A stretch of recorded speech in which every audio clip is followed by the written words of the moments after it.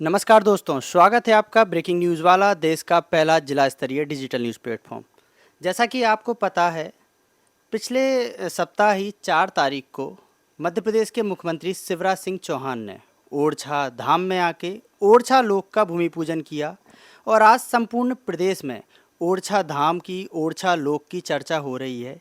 इसी कड़ी में आज हम ओरछा लोक के बारे में जानेंगे कि किस तरीके की तैयारियां चल रही हैं, क्या क्या परिवर्तन ओरछा नगर में, ओरछा क्षेत्र में देखने को मिलेंगे। इस ओरछा लोक के बन जाने से जिले के अंदर और आसपास के क्षेत्र के अंदर पर्यटन को लेकर क्या संभावनाएं बनेंगी। आज इसी कड़ी में हम बात करेंगे निवाड़ी जिले के जिलाध्यक्ष और ओरछा नगर में निवासरत श्री अखिलेश याची जी से। नमस्कार अखिलेश जी। नमस्कार भैया। हाँ, तो मेरा पहला सवाल ओरछा लोक को लेकर ही है कि पिछले सप्ताह ही मुख्यमंत्री जी ने इसका भूमि पूजन किया है, तो इसको लेके क्या रुझान आ रहा है, लोगों की तरफ से आपको कैसी प्रतिक्रियाएं देखने को मिल रही हैं?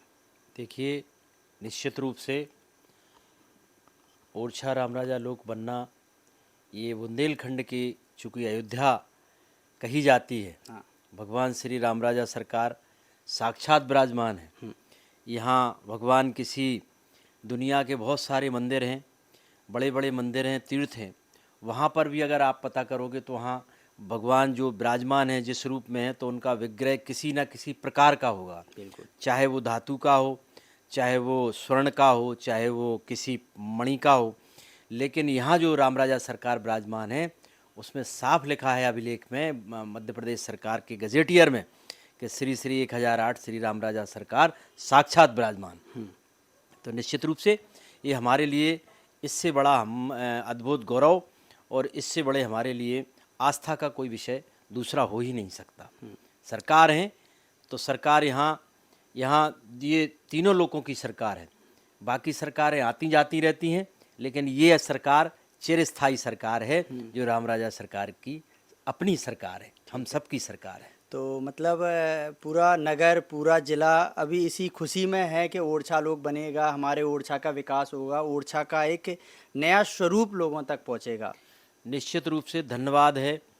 भारतीय जनता पार्टी तो जितने भी माननीय मोदी जी के नेतृत्व में और माननीय शिवराज जी के नेतृत्व में मध्य प्रदेश में जिस तरीके से सनातन को, हमारी संस्कृति को स्थापित करने के लिए दिन एक रात काम करके और पूरी देश और दुनिया में जो भारत का मान और गौरव बढ़ा रहे हैं, इसके लिए हम सब उनके ऋणी हैं। रामराजा लोक हम सब के लिए एक बड़ा, कहना चाहिए, बड़ी सौगात है। और ये वो बुंदेलखंड है जहाँ कभी प्रकृति भी स्थायी नहीं होती। बिल्कुल। अधिक वर्षा हो जाए, पता लगे कि सूखा पड़ जाए। तो यहाँ तो सरकार है। लोक बनने के बाद ओरछा में मैं ये कहता हूँ कि एक बहुत बड़े स्तर पर अपार संभावनाएं ओरछा के अंदर आने वाली हैं, जिसमें लोगों को रोज़गार भी मिलेगा। भगवान के प्रति जो आस्था है, चूँकि रामराजा हमारे रोम रोम में बसते हैं, हमारी आस्था है, हमारा मान है, हमारे जीवन का आधार है। तो हम सब लोग इस लोक को लेकर के, इस नगरी के लोग भविष्य में बहुत सारी चीज़ों को देख रहे हैं जो शायद साकार होने वाली है। बिल्कुल बिल्कुल। नहीं तो ये तो अभी आपने बताया कि ये बनने के बाद ओरछा के अंदर क्या परिवर्तन देखने को मिलेंगे, ओरछा की पहचान एक वैश्विक स्तर पर होगी, ये बिल्कुल सत्य है। और राम हमारे रोम रोम में है, जैसा कि आपने बोला है। लेकिन अभी मैंने पिछले कुछ दिनों में नगर के अंदर देखा है कि लोगों के अंदर एक थोड़ी असमंजस की स्थिति भी इस ओरछा लोक को लेकर है कि ये काम कब से शुरू होगा। बस मतलब मेरा जानना ये है कि ये काम कब से शुरू होने वाला है ओरछा लोक को लेके। इसकी अवधि तो तय की हुई है सरकार ने। हाँ। ये तय समय में लगभग 2 वर्ष के अवधि के दौरान ये पूरा होगा। हाँ। तो काम लगने की, चूँकि अभी चुनाव भी हैं। हाँ। मध्य प्रदेश भूमि पूजन भी अभी तात्कालिक ही हुआ है। हाँ। माननीय शिवराज जी आए थे। हाँ। उनके कर कमलों से यहाँ भूमि पूजन हुआ है। हाँ। अब पूरा सब कुछ इसके टेंडर वगैरह होने के बाद प्रक्रिया होती है। हाँ। प्रक्रिया के बाद जिन लोगों को उसमें विस्थापित होना है, हाँ। विस्थापन होगा, उनको उनकी जगह दूसरी जगह माननीय मुख्यमंत्री जी स्वयं कह के गए हैं कि हम किसी भी व्यक्ति का 1 फुट भी हम उनको वंचित नहीं रखेंगे। जिनका मकान है उनको हम मकान के हिसाब से उनको विस्थापित करेंगे। जिनके रोज़गार के साधन हैं, दुकानें हैं, और उनको हम बना करके एक पूरा कॉरिडोर के अंदर व्यावसायिक स्थल बना करके देंगे, और हर छोटे बड़े जो दुकानदार हैं उनको उस हिसाब से उनका ध्यान रखा जाएगा। सरकार है तो सरकार तो सबसे पहले यही काम करती है, लोगों के जीवन को उठाने के लिए, लोगों के लिए दिन रात काम कर रहे हैं, शिवराज जी काम कर रहे हैं, तो लोगों को इसमें भय नहीं होना चाहिए। लेकिन हाँ, मैं एक बात ज़रूर कहूँगा कि चूँकि अपनी भूमि से जो जिस जगह भूमि पर रहता है उस जगह इस भूमि से प्यार होता है, तो ये कोई बुराई वाली बात नहीं है, लेकिन उनको उसी परिसर में ही रखा जाएगा। स्थान मतलब ये एक्चुअली मेरा बड़ा सवाल था जो मैं आपसे आगे चल के पूछता कि लोगों को ये भी एक डर है कि हम जाएंगे तो जाएंगे कहाँ। तो इसका तो आपने उत्तर दे दिया कि सरकार की जिम्मेदारी है अपने लोगों को आश्रय देने की, जो कि सरकार सभी को देगी, जिसका मकान है उसको भी स्थान देगी, जिसकी दुकान है उसको भी स्थान देगी। तो ये स्थान के अलावा क्या कुछ इसमें अनुदान भी मिलेगा, क्या कोई मुआवजा भी मिलेगा, अगर आपको ऐसी कोई जानकारी है तो? अब अभी तो ये है कि जैसे जिनका निवास होगा, हाँ। अब निवास में उनको जगह दूसरी जगह दी जा सकती है निवास के लिए, तो उस जगह तो नहीं मिलेगी बिल्कुल। लेकिन उसकी जगह सरकार उनको अनुदान में कुछ राशि उनके मूल्यांकन के हिसाब से जो उनका तय हुआ होगा वो उनको ज़रूर देगी। ठीक है। और क्योंकि अकेला ज़मीन देने से तो उसका काम पूरा होता नहीं है या उसकी भरपाई नहीं होती है, बिल्कुल। तो निश्चित रूप से मकान का के बदले मकान बने। चूँकि यहाँ कोई इस ओरछा क्षेत्र में लोकल के लोगों के पास कोई कृषि की कोई भूमि नहीं है। जो कुछ भी है, चाहे उद्योग धंधा कह लो एक अपने व्यापारिक दृष्टि से की भाषा में, हाँ। वैसे तो हमारी सरकार है वो सब कुछ है, देने वाले वही हैं, लेकिन लोगों के को बहुत बड़ा रोजगार मिलता है, उनके जीवन चलता है, परिवार चलता है, उनकी सारी घर की व्यवस्थाएं चलती हैं मंदिर से। तो ये पहला है काम सरकार का, प्राथमिकता का है कि पहले हम उनको उचित स्थान पर बैठा लें और फिर उसके बाद हम विकास का कार्य करें। ठीक है। तो मतलब ये आपने मेरे बड़े सवालों का जवाब बड़े आसानी से दे दिया कि लोगों का ख्याल, आम जन का ख्याल सरकार पूर्णतः रखेगी। उनको मुआवजा भी जितना बनेगा उतना मिलेगा, उनको स्थान भी बनेगा वो मिलेगा। यहाँ एक चीज़ और अभी सामने आई है मार्केट के अंदर, जब मैं लोगों से मिला, लोगों से चर्चा की, कि अभी ये तो पता है कि ओरछा लोग बनने वाला है, ये तो पता है कि तोड़फोड़ होगी, किसकी होगी और कहाँ तक होगी ये अभी भी लोगों को पता नहीं। मतलब शासन की तरफ से कोई ऐसा नोटिस नहीं मिला है। तो ये मैं एक जनप्रतिनिधि होने के नाते आपसे पूछ रहा हूँ कि इसको लेके आप क्या कहोगे कि लोगों को पता होना चाहिए कागजी रूप में कि हाँ मेरा घर भी जाने वाला है और कहाँ तक जाने वाला है। निश्चित रूप से अच्छा विषय आपने रखा है, कुछ प्रश्न अच्छा है। 5 एकड़ अभी चूँकि कॉरिडोर के लिए निश्चित किया गया है, और उसमें सामने वाला जो एरिया है उस एरिया को लेकर के मंदिर परिसर तक पूरा डेवलप करने का है। बिल्कुल। तो उसमें जो प्राइवेट दुकानें हैं जी, जिनके भूमि स्वामी हैं जी, वो लोग भी हैं उसमें। उसमें वो लोग भी हैं जो मंदिर की भी दुकानें हैं, और उसमें वो लोग भी हैं जो नगर पंचायत के कुछ हिस्से की, शायद कुछ हिस्सा उसमें है, लेकिन अधिकांश लोगों के स्वयं के स्वामित्व वाली दुकानें हैं, निवास हैं, और मंदिर का हिस्सा है। बिल्कुल। तो निश्चित रूप से तीनों को ध्यान में रख कर के उसकी नीति के हिसाब से बनाया गया। माननीय शिवराज जी हमारे संवेदनशील मुख्यमंत्री हैं, बिल्कुल किसी को दुखी नहीं देख सकते, हर व्यक्ति के जीवन के कल्याण को उठाने के लिए काम करते हैं, तो उनकी चिंता भी है, और सरकार भी हमारी है, भारतीय जनता पार्टी की है, तो हम सबकी भी चिंता है। इसलिए कोई व्यक्ति परेशान या शंका से ग्रस्त ना हो, इसका पूरा ध्यान सरकार रखेगी। और शंकाओं को दूर करने के बाद ही माननीय मुख्यमंत्री जी ने, हमने भी इस विषय को माननीय मुख्यमंत्री जी के समक्ष रखा था, तो उन्होंने कहा था कि सबसे पहले हम लोगों की चिंताओं को दूर करेंगे, उनके अंदर किसी प्रकार का प्रश्न है उस समस्या का समाधान करने के बाद ही हम, और होता भी है। अगर कोई अच्छा काम करें, धार्मिक कार्य करें या कोई शुभ कार्य करें, तो उसमें किसी प्रकार की अगर कोई एक चींटी को भी, जीव के किसी एक अंश को भी अगर कहीं हानि होती है, तो मुझे लगता है कि फिर वो कार्य पूर्ण नहीं होता है। और ईश्वर हैं, देने वाले हैं, जब उनने रखा है यहाँ नगरी में जन्म दिया है, लोगों को अपने पास बसाया है, तो वो तो खुद इस बात की चिंता करने वाले हैं, फिर क्या, वो तो चिंता सबकी करते हैं। ठीक है। अब ये ओरछा लोक को लेकर मेरा एक आखिरी सवाल आपसे और है कि ये तो आपने बता दिया है कि रूपरेखा कैसे काम होगा, क्या होगा, सरकार का सबका ख्याल रखेगी। इसको बनने के बाद आप क्या देखते हैं कि क्या परिवर्तन देखने को मिलेगा ज़िले के अंदर, क्षेत्र के अंदर या आसपास के क्षेत्र के अंदर? इसमें आप क्या संभावनाएं देखते हैं? देखिए, ये बहुत अच्छा प्रश्न है। हाँ, जो जो संभावनाएं दिखती हैं, हाँ, आज जैसे उज्जैन बाबा महाकाल का लोक बना है, हुँ, काशी विश्वनाथ में भी उनका लोक बना है। हुँ, तो निश्चित रूप से आज कितनी बड़ी छलांग उस क्षेत्र में आई है, चाहे वो दर्शनार्थी भक्त के रूप में हो, चाहे वो पर्यटन के रूप में हो, बिल्कुल, चाहे वो हमारे सनातन आस्था के रूप में हो।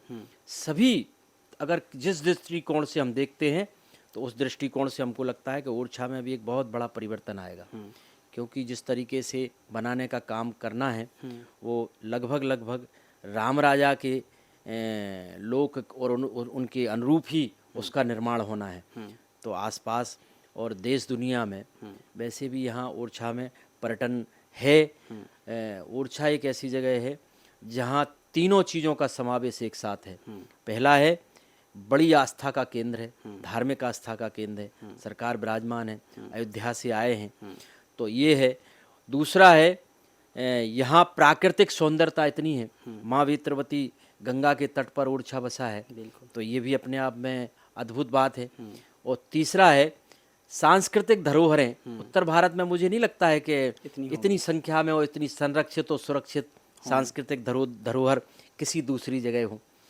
हैं, हमारा देश पूरा संस्कृति और सांस्कृतिक धरोहरों से भरा पड़ा है, लेकिन ओरछा में जो मॉन्यूमेंट्स हैं या जो सांस्कृतिक विरासत है, वो अद्भुत है, अतुलनीय है। इसलिए तीनों एक साथ चीज़ें ओरछा को विशेष बनाती हैं, और ये विशेष हमारे राम राजा के लिए और विशेष है, उनकी कृपा है, तो निश्चित रूप से अच्छा है। हाँ, मतलब असीम संभावनाओं के द्वार खुलेंगे इस ओरछा लोक के बाद। निश्चित रूप से। ठीक है।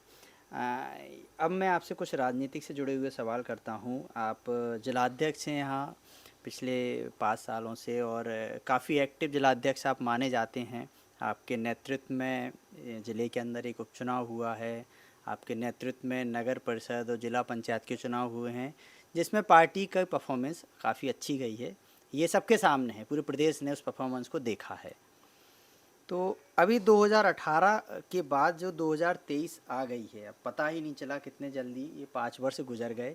सरकार थी नहीं, लेकिन सरकार है। क्या यह सरकार फिर से रहेगी? मतलब 2023 की आप संगठन में क्या देखते हो? निवाड़ी जिले को लेके मैं सिर्फ बात कर रहा हूँ आपसे। देखिए, जिले में आपकी क्या तैयारियां चल रही? ये सरकार 2003 से है। हाँ, बीच में 15 महीने का कांग्रेस का अगर समय छोड़ दो, तो 2003 के पहले का मध्य प्रदेश देखिए आप। जिन लोगों ने देखा है, मैंने तो बहुत देखा, क्या मैंने तो संघर्ष भी किया है पार्टी में रह कर के। एक कार्यकर्ता हूँ, पहले मैं भारतीय जनता पार्टी का एक सामान्य कार्यकर्ता हूँ। पार्टी हम सबको दायित्व देती है समय के साथ। हमारे यहाँ एक यही लोकतंत्र में एक ऐसी पार्टी है कि जिसमें कार्यकर्ता को ही स्थान मिलता है, और कार्यकर्ता कोई भी हो, कोई व्यक्ति विशेष की आवश्यकता नहीं है। वो कोई भी कार्यकर्ता अच्छा कार्यकर्ता है तो वो आगे चल करके किसी भी जिम्मेवारी पर आ सकता है। ये हमारे यहाँ उदाहरण भरे पड़े हैं।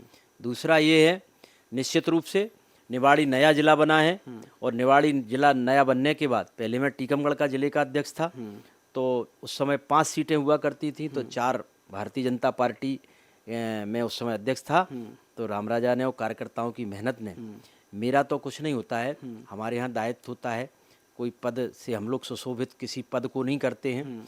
पद हम लोगों को सिर्फ दायित्व के रूप में दिया जाता है, काम करने की एक दृष्टि से दिया जाता है।